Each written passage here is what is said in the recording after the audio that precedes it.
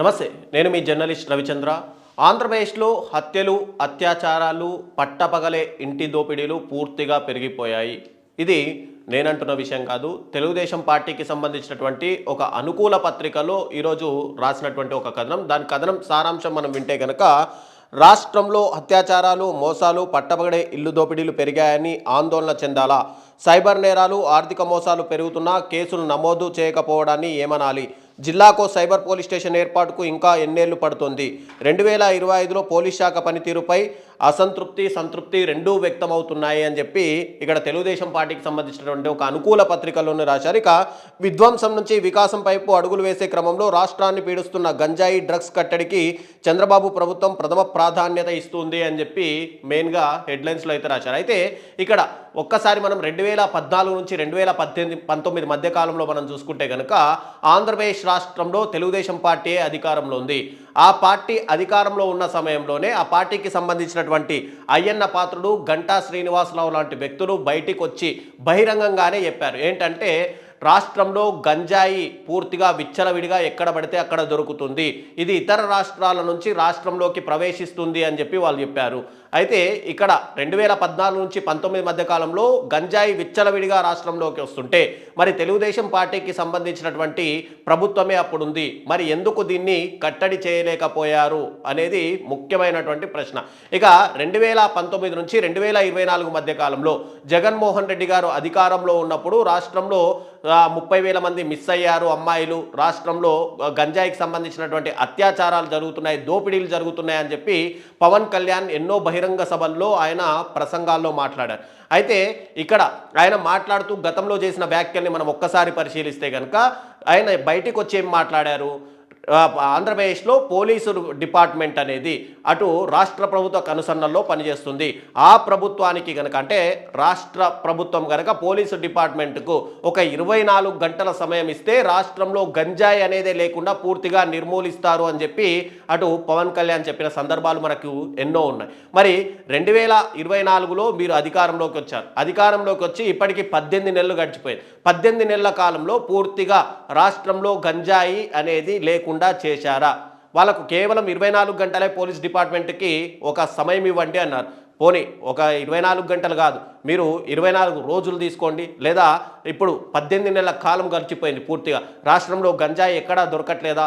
దీనికి deputy CM Pawan Kalyan ఖచ్చితంగా ఆయన సమాధానం చెప్పాల్సి ఉంటుంది. ఇక 2024కు సంబంధించి టోటల్గా గంజాయి కేసులు పెరిగాయి అని చెప్పి తెలుగుదేశం పార్టీకి సంబంధించినటువంటి అనుకూల పత్రికలోనే రాశారు. ఇక్కడ డ్రోన్లు, టెక్నాలజీ ప్రజల సహకారంతో సమకూర్చుకొని ఒకవైపు ప్రభుత్వం దూకుడు పెంచిన విజయవాడ, విశాఖపట్నం, తిరుపతి, ఏలూరు లాంటి చోట్ల నేరాలు తగ్గినా కూడా అక్కడక్కడ గంజాయి నేరాలు ఉన్నాయని చెప్పి అదే పత్రిక రాసింది. మరి గంజాయి ఎందుకు నిర్మూలించలేకపోతున్నారు ఇటు పూర్తిగా కూటమి ప్రభుత్వం అనేది ముఖ్యంగా మనం చెప్పుకోవాలి.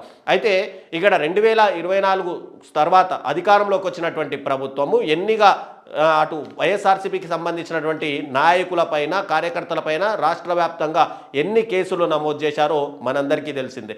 ప్రభుత్వాన్ని ప్రశ్నిస్తే చాలు, వాళ్ళు తీసుకెళ్ళి నోటీసులు ఇవ్వకుండా డైరెక్ట్గా మఫ్టీలోనే పోలీసులు వెళ్ళిపోయి వాళ్ళ మీద కేసులు నమోదు చేయడం, తర్వాత కోర్టులో హాజరుపరచడం, ఇమ్మీడియట్గా రిమాండ్కి తీసుకోవడం, వాళ్ళని చిత్రహింసలకు గురి చేయడం రాష్ట్రంలో ఒక పూర్తిగా ఇదొక వర్క్గా, అంటే వాళ్ళు ఒక ప్రోపగండగా ఒక దాంట్లోకి పెట్టుకొని దీన్ని చలామణి చేస్తున్నట్టుగా తెలుస్తుంది. ఇక నెల్లూరులో మనం చూసుకుంటే కనుక ప్రసన్న కుమార్ రెడ్డికి సంబంధించినటువంటి ఇంటి పైన ఎలాగా తెలుగుదేశం పార్టీకి సంబంధించినటువంటి నాయకులు వెళ్ళి మరీ దాడి చేసినా ఇప్పటికీ వాళ్ళపైన చర్యలు తీసుకోకపోవడం అనేది ఇక్కడ సిగ్గుచేటుగా మాట్లాడుకోవాలి. ఇక హిందూపురంకి సంబంధించి సాక్షి కార్యాలయాన్ని పూర్తిగా అక్కడ ఫర్నిచర్ ధ్వంసం చేసి టోటల్గా ఉన్నటువంటి ఆ ఎక్విప్మెంట్ అంతా కూడా పనికి రాకుండా పూర్తిగా దాన్ని ధ్వంసం చేసినా కూడా వాళ్ళపైన కేసులు నమోదు కాలేదు. తర్వాత గిరిధర్ అని చెప్పి ఆర్ఎంపీ డాక్టర్ మచిలీపట్నంలో ఆయన ఇంటికి వెళ్ళి మరీ ఆయనను మోకాళ్ళ మీద కూర్చోబెట్టుకొని ఆయన ఇంట్లో ఉన్న సమయంలో ఆయనతోటి క్షమాపణలు చెప్పించుకొని ఆ వీడియో తీసి మరీ సోషల్ మీడియాలో పెట్టారు. మరి ఇవి అరాచకాలు కాదా? ఇక పవన్ కళ్యాణ్ పేకాట క్లబ్బులకు సంబంధించి డీజీపీకే ఒక లేఖ రాశారు. ఆంధ్రప్రదేశ్లో పేకాట క్లబ్బులు పెరిగాయి, వీటిని నియంత్రించాల్సిన అవసరం ఉంది అని చెప్పి డిప్యూటీ సీఎం స్థాయి వ్యక్తి చెప్పినా కూడా ఎక్కడైనా పేకాట క్లబ్బులు ఇప్పుడు క్లోజ్ చేశారా? పూర్తిగా వాటిని నడుపుతూనే ఉన్నారు. ఇక మా నకిలీ మద్యానికి సంబంధించి అటు తెలుగుదేశం పార్టీకి సంబంధించినటువంటి నాయకులే డైరెక్ట్గా ఇన్వాల్వ్ అయిపోయినా కూడా రాష్ట్ర ప్రభుత్వం ఏమైనా చర్యలు తీసుకుందా? ఏదో తూతూ మంత్రంగా వాళ్ళపైన కేసులు నమోదు చేయడం, తర్వాత వాళ్ళు బెయిల్ పైన బయటికి రావడం, ఇదంతా కూడా వాళ్ళు కనుసన్నల్లోనే జరుగుతున్నట్టుగా తెలుస్తుంది. ఇక పల్నాడుకు సంబంధించి జంట హత్యల కేసులో తెలుగుదేశం పార్టీకి సంబంధించిన వాళ్ళే ఇద్దరు 2 వర్గాలు కొట్టుకొని వాళ్ళు చనిపోతే దాన్ని కూడా ఇక్కడ పిన్నెల్లి సోదరుల పైన కక్షపూరితంగా వాళ్ళని అరెస్ట్ చేసి జైలు పాలు చేసిన పరిస్థితి రాష్ట్రంలో కనిపిస్తుంది. గతంలో ఏవైనా రోడ్ యాక్సిడెంట్ జరిగితే అటు జగన్మోహన్ రెడ్డి గారు సంక్షేమ పథకాలకు ఇచ్చినా కూడా రోడ్లను ఎలా మాత్రం డెవలప్ చేయలేదు, అందుకే రోడ్ యాక్సిడెంట్లు జరుగుతున్నాయని చెప్పి పదే పదే చిత్రీకరించే ప్రయత్నం చేశారు. మరి 2024 తర్వాత ఆంధ్రప్రదేశ్లో రోడ్ యాక్సిడెంట్లు జరగలేదా? పూర్తిగా మేము అధికారంలోకి వస్తే సంక్రాంతిలోపు రోడ్డు అనేది ఒక గ్లాస్ లాగా తలతలలాడే విధంగా పూర్తిగా కన్స్ట్రక్షన్స్ చేస్తాము అని చెప్పారు. మరి ఇప్పుడు రాష్ట్ర వ్యాప్తంగా రోడ్లు పూర్తిగా కంప్లీట్ అయిపోయా? ఒకవైపు తెలుగుదేశం పార్టీకి సంబంధించినటువంటి ఎమ్మెల్యేలు అటు మంత్రులు డైరెక్ట్గా గ్రూప్ రాజకీయాలకు సంబంధించి అంటే 2 వర్గాలు కనుక ఏదైనా ల్యాండ్ సెటిల్మెంట్కి వెళ్తే దాంట్లో కూడా డైరెక్ట్గా వీళ్ళు ఇన్వాల్వ్ అవుతున్న పరిస్థితి కనిపిస్తుంది. మరోవైపు మద్యంకి సంబంధించి, శాండ్కి సంబంధించి ప్రతి దాంట్లో కూడా తెలుగుదేశం పార్టీకి సంబంధించినటువంటి నాయకులు డైరెక్ట్ ఇన్వాల్వ్ అయిపోయి వాళ్ళు కమిషన్లు తీసుకుంటున్నారని చెప్పి రాష్ట్ర వ్యాప్తంగా ఒక ప్రచారం అయితే నడుస్తుంది. మరి దీనిపైన అటు తెలుగుదేశం పార్టీ కానీ కూటమి ప్రభుత్వం కానీ ఏమైనా చర్యలు తీసుకుందా? సో ఇక్కడ పత్రికలో రాస్తూ ఒకవైపు హత్యలు అత్యాచారాలు తగ్గాయి అని చెప్పుకుంటూనే మరోవైపు పెరిగాయి అని చెప్పి ఒక ప్రజలని మభ్యదోవ పట్టించే ప్రయత్నాలు చేస్తాయి. గంజాయి పైన ఇంతగా మేము వ్యతిరేకంగా ఉన్నాము, డ్రోన్లు పెట్టి షూట్ చేస్తున్నాము అని చెప్తున్నారు. హోంమంత్రి గారు తనకు సంబంధించినటువంటి శాఖ తప్ప ప్రతి శాఖలోనూ తను ప్రెస్ మీట్ పెట్టి మాట్లాడతారు. కానీ ఇప్పటికి కూడా హోంమంత్రి ఎలాంటి చర్యలైనా తీసుకున్నారా దీనిపైన? సో 2019 నుంచి 24 మధ్య కాలంలో రాష్ట్రంలో దోపిడీలు జరిగాయి, అఘాయిత్యాలు జరిగాయి అని చెప్తున్నారు.